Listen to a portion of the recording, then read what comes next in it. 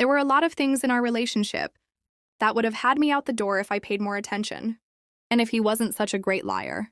Basically, for the last year of our relationship, he was doing drugs and cheating on me.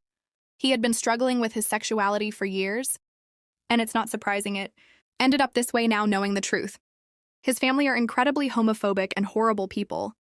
I wanted nothing to do with them when we were together, but he insisted on them being around just for the big life events, like our wedding.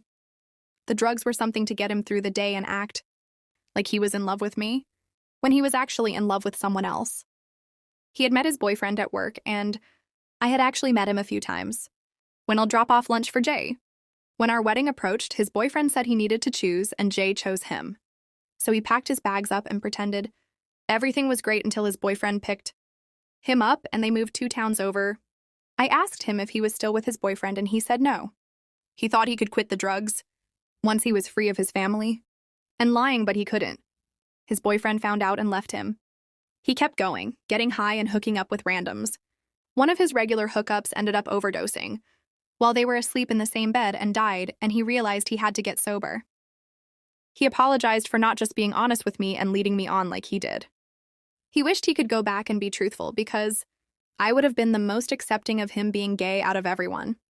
He said he missed me when he left because even though he didn't love me romantically, I was his best friend. It was a lot to take in.